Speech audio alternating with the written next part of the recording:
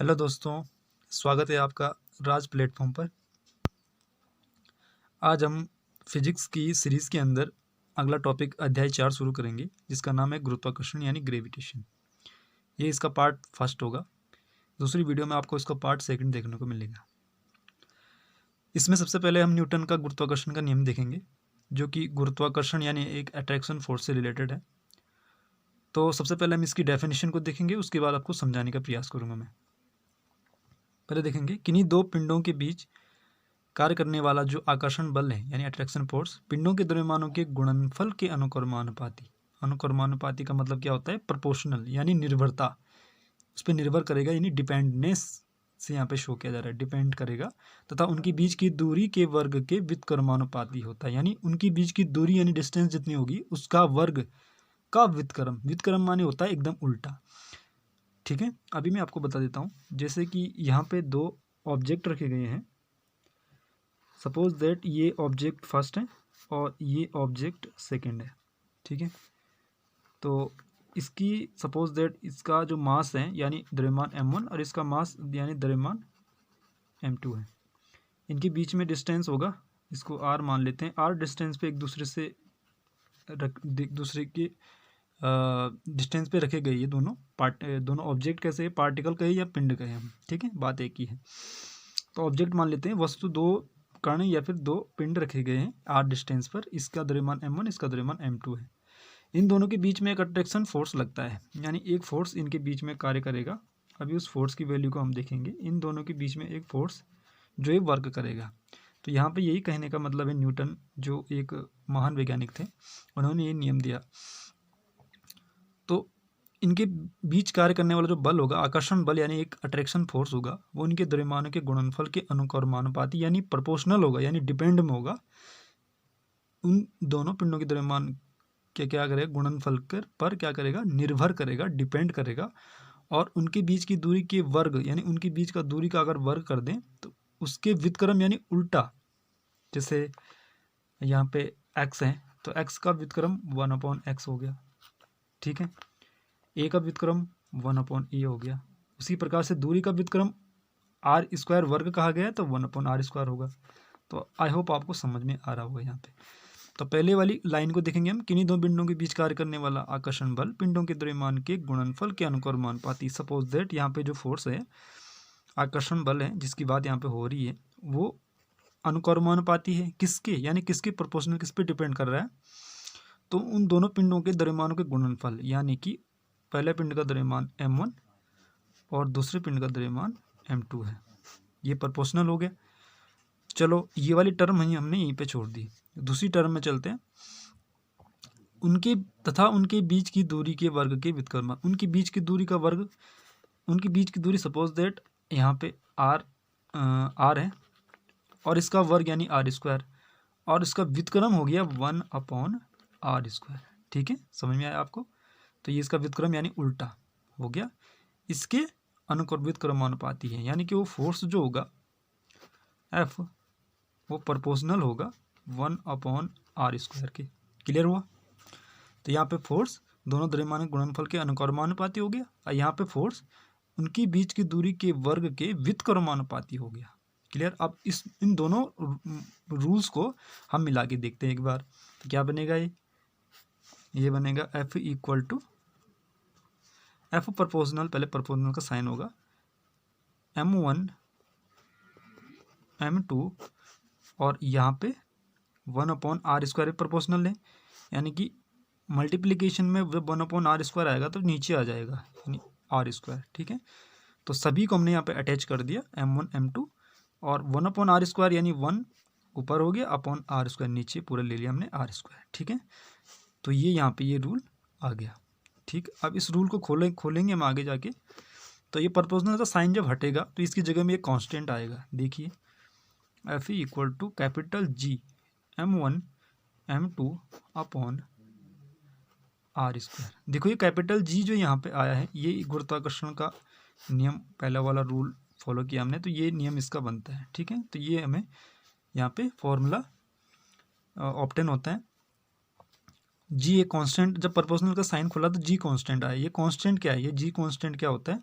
ये सार्वत्रिक जी जो है सार्वत्रिक गुरुत्वाकर्षण नियतांक है, ठीक है ना। क्या है ये? सार्वत्रिक गुरुत्वाकर्षण नियतांक बोलते हैं इसे, यानी कि universal gravitational constant, universal gravitation constant कहेंगे इसे। कैपिटल जी से इसको शो किया जाता है, ठीक है। और इस कैपिटल जी की हम वैल्यू की बात करें तो इस कैपिटल जी का सबसे पहले जो प्रायोगिक मान था, सबसे पहले प्रायोगिक मान, तो सबसे पहले जो इस जी कांस्टेंट का जो प्रायोगिक मान था वो हेनरी कैवेंडिश, यानी हेनरी कैवेंडिश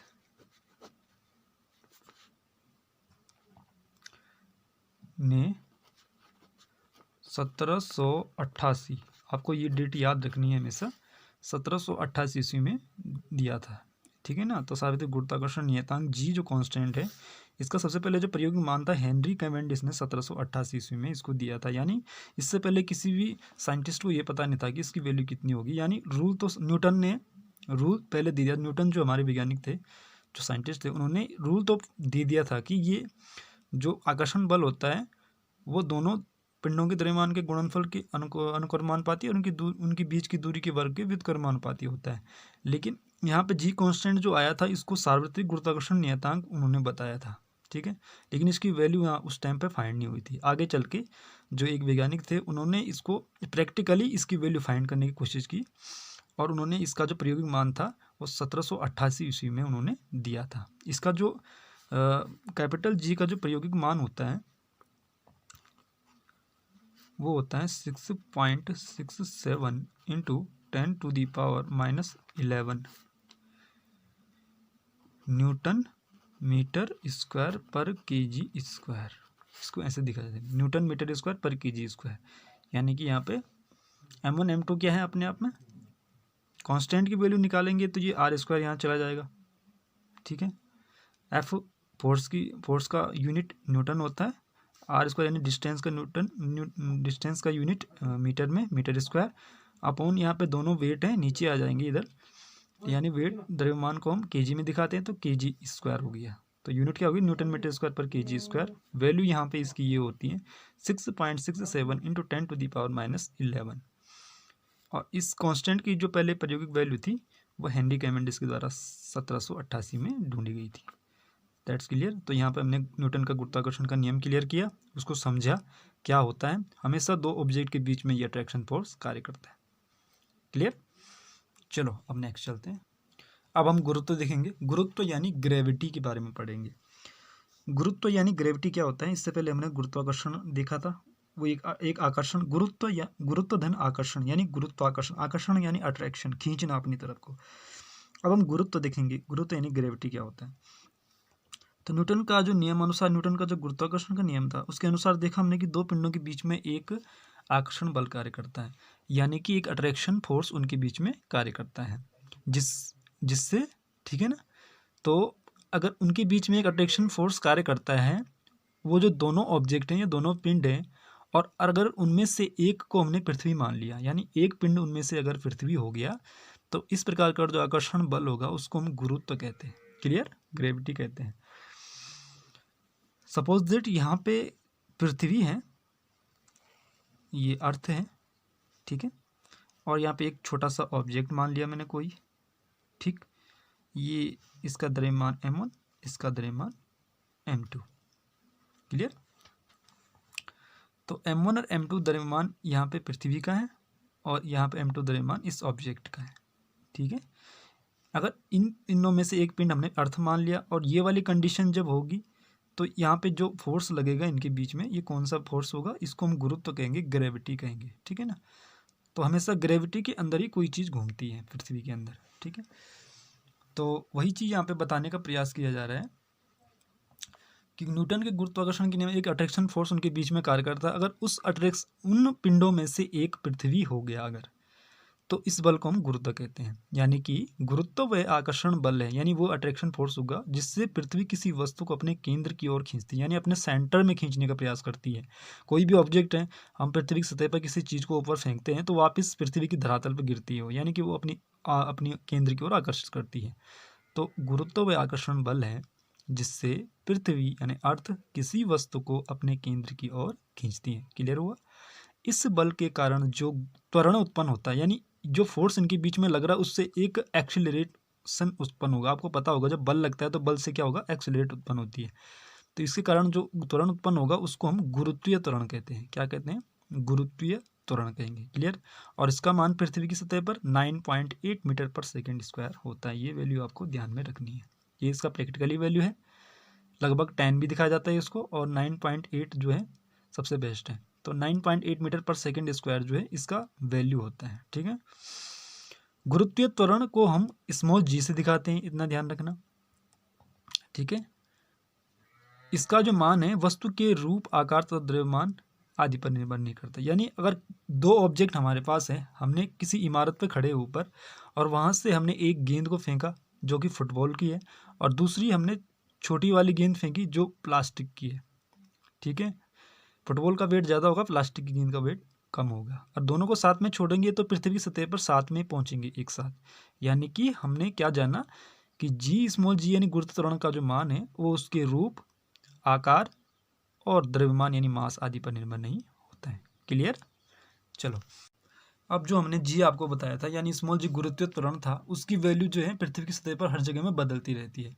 तो जी के मान में कुछ परिवर्तन होता रहता है, कुछ चेंजेस आते रहते हैं। वो कैसे चेंजेस आएंगे, हम 4-5 पॉइंट को ध्यान में रखेंगे। पहला पॉइंट देखेंगे, पृथ्वी की सतह से ऊपर या नीचे जाने पर जी का मान घटता है। यानी पृथ्वी की सतह से जब हम ऊपर जाएंगे और जब नीचे जाएंगे तो जी का मान घटता है। यानी जी का मान जो है वो उसके स्टेबल कंडीशन में अधिकतम होता है। ठीक है, मूवमेंट कंडीशन में नहीं होगा। अगर कोई पार्टिकल ऊपर या नीचे मूवमेंट करेगा तो उस टाइम में उसका जी का मान कम होगा। यानी पृथ्वी की सतह से अगर हम ऊपर या नीचे जाएंगे तो जी का मान जो है घटता है। ठीक है ना? यहाँ पे अगर ये अर्थ है, ठीक है, और अर्थ का ये सेंटर पॉइंट होगा, ये इसकी सतह होगी यानी धरातल होगा जहाँ पे हम लोग रहते हैं। और अगर नीचे की डायरेक्शन में जाने का प्रयास करेंगे तो जी की वैल्यू कम होगी, ऊपर की डायरेक्शन में जाने का प्रयास करेंगे तो जी की वैल्यू कम होगी। यानी दोनों नीचे या ऊपर जाने पर जी की वैल्यू कम होगी, केवल इसकी सरफेस पे जी की वैल्यू हमें मिलेगी। ठीक, समझ में आ रहा है आपको? चल दूसरे पॉइंट में चलेंगे। पृथ्वी के ध्रुव यानी पोल पर जी का मान महत्तम होता है। तो पोल की बात करें तो पृथ्वी हमारी ऐसी होगी, और आपको पता होगा कि पृथ्वी का जो हमारा साइज वो नारंगी के समान है। यानी ये वाली सरफेस थोड़ा सा ऐसी फ्लैट टाइप की होती है, ये वाली फ्लैट टाइप की होगी हल्की सी, और यहाँ पे ये राउंड टाइप में है। यानी अगर ये इसके एक्सिस मान लिया हमने, ये अक्ष है, इसके अराउंड अगर पृथ्वी, क्योंकि पृथ्वी का जो मूवमेंट है पश्चिम से पूर्व की तरफ होगा, है ना, तो इधर से पृथ्वी घूमती है और इस साइड को जाती है। ठीक, ऐसे इसका रोटेशन होता है। इस साइड से ये पश्चिम दिशा से पूर्व की तरफ मूवमेंट करेगी। तो ये वाली, अगर ये वाला इक्वेटर हो गया, भूमध्य रेखा हो गया, 0 डिग्री हम इसको मान लेते हैं, इसके अराउंड अगर घूम रही है अर्थ, तो यहाँ पर जो रोटेशन होगा इसकी वजह से गुरुत्व त्वरण का मान कम हो जाता है। लेकिन पोल पर क्या होता है, रोटेशन अगर इस पॉइंट पर देखिए, जिसके चारों ओर अगर घूमने का, ये वाला पॉइंट नहीं घूमेगा। यानी कि इसके ध्रुव की पोल पर जो ग्रेविटी की वैल्यू होगी वो ज़्यादा होगी। ठीक है, तीसरा पॉइंट देखेंगे, विषुवत रेखा यानी इक्वेटर पर जी का मान न्यूनतम होता है। जो आपको पहले बता दिया मैंने कि इक्वेटर पर क्या होता है कि रोटेशन ज़्यादा होता है, वहाँ पर सरफेस एरिया काफ़ी ज़्यादा है, 0 डिग्री अक्षांश बोलते हैं इसे। यहाँ पे बहुत ज़्यादा रोटेशन होती है, पृथ्वी बहुत घूमेगी, यहाँ पे बहुत बड़ा क्षेत्रफल तय करेगी, तो इसके कारण इससे स्मॉल जी की वैल्यू कम हो जाएगी। और पोल पर क्या होता है कि रोटेशन बहुत कम होता है, इसलिए जी की वैल्यू ज़्यादा हो जाएगी। ठीक है, चौथा पॉइंट देखेंगे, पृथ्वी की घूर्णन गति बढ़ने पर जी का मान कम तथा घूर्णन गति घटने पर जी का मान बढ़ जाता है। वही चीज़ आपको दोबारा से बताई जा रही है यहाँ पे कि अगर घूर्णन गति का मतलब होता है रोटेशनल मूवमेंट, यानी कोई चीज़ किसी एक्सिस के चारों ओर, यहाँ पे कोई ऑब्जेक्ट ये मान लिया मैंने और ये एक्सिस है, तो इस तरीके से रोटेशन होगा पृथ्वी का, और इस साइड से वापस को रोटेट होगी, इस तरीके से घूमने का प्रयास करेगी पृथ्वी, है ना। अगर ये 0 डिग्री हमने मान लिया कि 0 डिग्री एक्सिस है और यहाँ पे ये पोल वाला साइज हमने यहाँ पे मान लिया, क्योंकि यहाँ पे तो बहुत कम रोटेशन होगा, ठीक है, यहाँ पे बहुत कम रोटेशन होगा, यहाँ पे ज़्यादा रोटेशन होगा, ज़्यादा एरिया रोटेट होगा यहाँ पे। तो घूर्णन गति जहाँ पे बढ़ेगी, यानी जहाँ पे रोटेशनल ज़्यादा होगा तो वहाँ पे क्या हो जाएगा, जी की वैल्यू कम हो जाएगी, और जहाँ पे रोटेशनल कम होगा तो वहाँ पे जी की वैल्यू जो है बढ़ जाती है। क्लियर। अगले पॉइंट में चलेंगे हम। पॉइंट नंबर 5 है हमारे पास। यदि पृथ्वी अपनी अक्ष के परितः घूमना बंद कर दे, यानी पृथ्वी जो है अपनी एक्सिस के चारों ओर यानी अराउंड में घूमना बंद कर दे, रोटेट करना बंद कर दे, तो जी के मान में ध्रुवों को छोड़कर शेष सभी स्थानों पर वृद्धि हो जाएगी। यानी जो स्मॉल जी का मान, अगर सपोज दैट मान लिया कि पृथ्वी रोटेट करना बंद कर दे, अगर ये रोटेशनल मूवमेंट ना हो, तो जी का मान जो है ध्रुवों को छोड़कर यानी पोल को छोड़ दिया जाए अगर, ठीक है ना, पोल को छोड़ दिया जाए तो सभी स्थानों पर वृद्धि हो जाती है। आपको जैसे पहले बता दिया था कि घूर्णन गति बढ़ने पर जी का मान कम और घटने पर ज़्यादा हो जाता है। तो यानी अगर इसका रोटेशनल मूवमेंट जब कम हो जाएगा, बिल्कुल जीरो हो जाएगा, तो सभी जगह में जी के मान में वृद्धि हो जाएगी। क्लियर। चलो ठीक है। अगला है हमारे पास लिफ्ट में पिंड यानी वस्तु का भार। यानी अगर कोई भी लिफ्ट चलती है, उसमें पैसेंजर बैठे रहते हैं, तो जो ऊपर या नीचे मूवमेंट करेगी, ठीक है। तो उसमें जो किसी वस्तु यानी ऑब्जेक्ट रखा है, ऑब्जेक्ट को जैसे कोई व्यक्ति मान सकते हैं हम, उसका भार यानी वेट में क्या चेंजेस आएंगे। तो इसको पहले मैं आपको पॉइंट के हिसाब से बताऊंगा, उसके बाद आपको इसको डिस्क्राइब करके आगे समझाने का प्रयास करूंगा मैं। तो पहले पॉइंट लीजिए, जब लिफ्ट ऊपर की ओर जाती है तो लिफ्ट में वस्तु का भार बढ़ा हुआ प्रतीत होता है। यानी जब लिफ्ट ऊपर की ओर जा रही है और सभी व्यक्ति उसके अंदर बैठे हैं, तो जो व्यक्ति उसके अंदर बैठा होगा, जो आदमी उसके अंदर बैठा होगा, तो उसको अपना वेट ज़्यादा महसूस होगा, यानी उसको हैवी लगेगा अपना वेट। ये लिफ्ट मान ली, लिफ्ट के अंदर कोई व्यक्ति बैठा है यहाँ पे, और ये जब ऊपर की तरफ मूवमेंट करेगी, ठीक है ना, तो ऊपर की तरफ मूवमेंट करेगी तो यहाँ पे व्यक्ति को अपना वेट ज़्यादा महसूस होगा, ठीक है। अभी इसको मैं आपको आगे क्लियर करके बताता हूँ। यहाँ पे देखेंगे पहली वाली कंडीशन, जब लिफ्ट ऊपर की ओर जाती है, यहाँ पे सपोज दैट कोई व्यक्ति बैठा होगा, कोई ऑब्जेक्ट रखा है यहाँ पे, या फिर किसी व्यक्ति को मान लो जिसका अपने आप में वेट है, तो इसका भार जो नीचे की तरफ वर्क करेगा, यानी mg की वैल्यू नीचे। आपने एक फॉर्मूला आपको मैं याद दिला देता हूँ पहले। आपने एक फॉर्मूला देखा होगा न्यूटन के न्यूटन का जो द्वितीय नियम था, गति से संबंधित दूसरा नियम, तो F E is equal to M A था।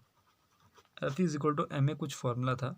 अगर एफ यहाँ पे फोर्स मान लूँ, तो फोर्स यहाँ पे नीचे की ओर रख, यानी कि वेट भी अपने आप में एक फोर्स है, ठीक है। एम यहाँ पे द्रव्यमान होगा, ए यहाँ पे त्वरण होगा, लेकिन यहाँ पे मूवमेंट नहीं, यानी नीचे की तरफ जो पृथ्वी की सतह पर जो त्वरण उत्पन्न होता है वो गुरुत्वीय त्वरण होता है, यानी जी मान लिया, तो ए की जगह में हमने जी मान सकते हैं, यानी कि एम जी जो होगा वो फोर्स होगा। क्लियर। इसी के अपोजिट डायरेक्शन में एक रिएक्शन फोर्स भी कार्य करेगा, जो कि इसको स्टेबल कंडीशन में रखने का प्रयास करेगा, है ना। तो हम मान लेते हैं सपोज कि यहाँ पे रिएक्शन फोर्स आ रहा है जो ऊपर की साइड लगेगा, और एम जी हमेशा जो परमानेंटली कोई भी फोर्स जो लगता है धरती पर नीचे, धरातल की नीचे की सतह की ओर लगता है, यानी नीचे एम जी लगेगा, यानी वेट के अकॉर्डिंग, ठीक है। यहाँ पे एफ को हमने डब्ल्यू मान लिया, डब्ल्यू पे अपने आप में फोर्स है, एम द्रव्यमान है, ए त्वरण होगा यहाँ पे, तो यहाँ पे गुरुत्वीय त्वरण कार्य कर रहा है, तो ए की जगह में रिप्लेस कर दिया गया है, ठीक। ये परमानेंटली नीचे की तरफ कार्य कर देगा, और यहाँ पे जो रिएक्शन फोर्स है, जो यहाँ पर रिएक्शन लग रही है अपोजिट डायरेक्शन में, उसको हम आर मान लेते हैं, ठीक है।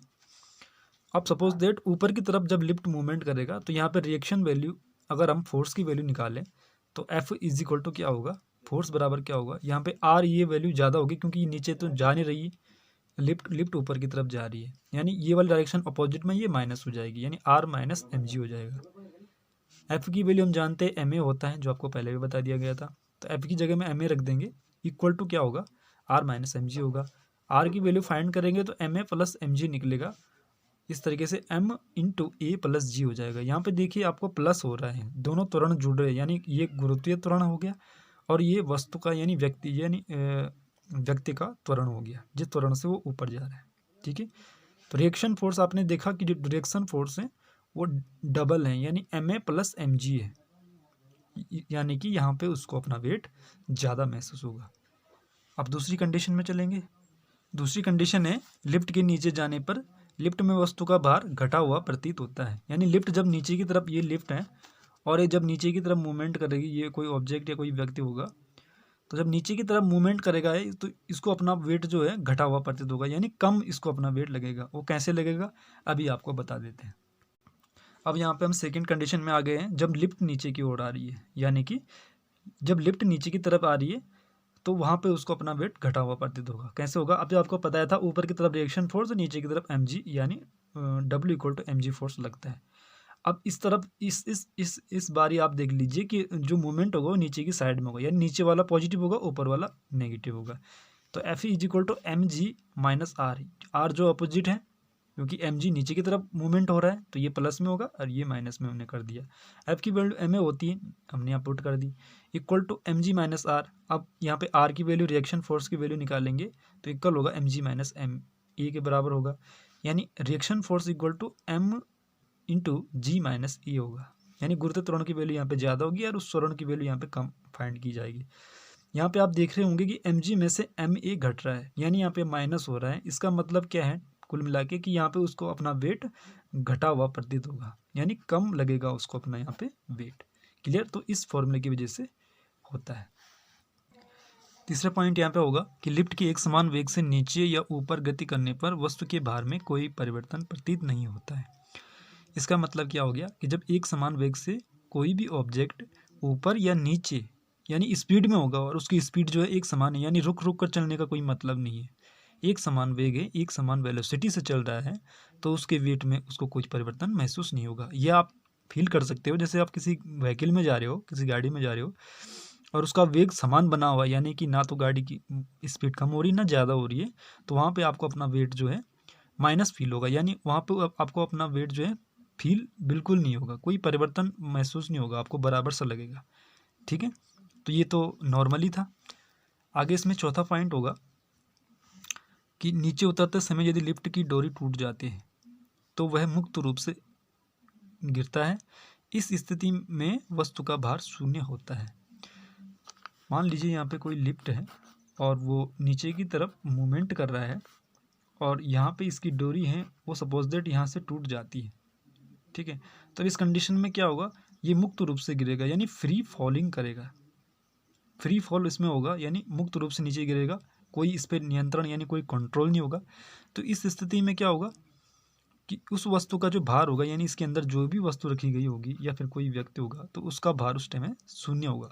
वो किस तरीके से होता है आगे इसको देखते हैं। यहाँ पे कोई लिफ्ट बनी हुई है और इसकी जो डोरी है जिससे ये कनेक्टेड है वो यहाँ से टूट जाती है, यहाँ पे कोई ऑब्जेक्ट या कोई व्यक्ति रखा है और इस लिफ्ट का जो मूवमेंट है नीचे की तरफ है। इस कंडीशन में क्या होगा कि इसका जो खुद का त्वरण होगा, यानी लिफ्ट का जो त्वरण, जो व्यक्ति का त्वरण होगा खुद का, वो इसके गुरुत्वीय त्वरण के बराबर हो जाएगा, क्योंकि यहाँ पे कोई कंट्रोल, क्योंकि कंट्रोल से कनेक्टेड था और वो हट चुका है यहाँ से, तो ये फ्री मूवमेंट करेगा, फ्री फॉल करेगा। इसका मतलब इसका जो त्वरण होगा वो गुरुत्वीय त्वरण के बराबर होगा। यहाँ पे पहले से ही हमारे पास एक वैल्यू यहाँ पे फाइंड हुई थी ऊपर, R equal to M into G minus A. इसी में से हम M into G minus A में हम क्या करेंगे, ए इक्वल टू जी के बराबर है, यानी यहाँ पे ए बराबर जी रख देंगे तो जी माइनस जी हो जाएगा। यहाँ पे जीरो वैल्यू फाइंड हो जाएगी और इसका मल्टीप्लाई जीरो आ जाएगा, यानी R equal to zero, reaction force यहाँ पे जीरो के बराबर हो जाएगा। कहने का मतलब ये भारहीनता की कंडीशन होगी, यानी वेटलेस कंडीशन या इसको बोलेंगे। यहाँ पे उसको कोई अपना वेट ही महसूस नहीं होगा। ठीक है ना, क्लियर? अगला है यहाँ पे कि नीचे उतरते समय यदि लिफ्ट का त्वरण गुरुत्वीय त्वरण से अधिक हो जाता है तो लिफ्ट में स्थित पिंड उसकी फर्श से उठकर उसकी छत से जा लगेगा। ये थोड़ा कंडीशन क्रिटिकल है, थोड़ा समझने का प्रयास करेंगे इसको। तो अगर ये लिफ्ट है सपोज दैट और ये नीचे की तरफ मूवमेंट कर रही है और एम जी इस पर फोर्स नीचे की तरफ लगेगा, आपको पता होगा ऊपर की तरफ इसमें रिएक्शन फोर्स वर्क करेगा, क्योंकि अभी नीचे की तरफ जा रहे हैं तो नीचे की मूवमेंट देखेंगे हम यहाँ पे ये लिफ्ट जो है ए त्वरण से गति कर रही है, लेकिन नीचे की तरफ एक त्वरण कार्य करता है जिसका वैल्यू है जी। आपको पता होगा पृथ्वी की सरफेस पर गुरुत्वीय त्वरण भी वर्क करता है और दोनों त्वरण यहाँ पे दिखा दिए गए हैं। अब इस कंडीशन में क्या होगा, ये वाला त्वरण जो है जिसको हम ए से दिखा रहे हैं, ये लिफ्ट का त्वरण है, ये अगर अधिक हो जाता है इस गुरुत्वीय त्वरण के मुकाबले, तो इस कंडीशन में क्या होगा, कुछ लिफ्ट में बैठा व्यक्ति होगा या कोई ऑब्जेक्ट होगा, वो इसकी फर्श से उठकर क्या करेगा, उसकी छत पे यहाँ पे टकराने लग जाएगा ऊपर। वो किस तरीके से होगा आपको बता देते हैं। अभी यहाँ पे हम बता रहे हैं जी लेस देन ए, यानी कि जी की वैल्यू ए की तुलना में, यानी ए जो त्वरण है उसकी तुलना में बहुत ही कम है। तो यहाँ पे हम जी को छोड़ देंगे फिलहाल, ठीक है। तो जी हमने यहाँ पे जीरो नगण्य यानी नेजिबल मान लिया है फिलहाल कुछ टाइम के लिए। तो हम इस फॉर्मूले में चलेंगे।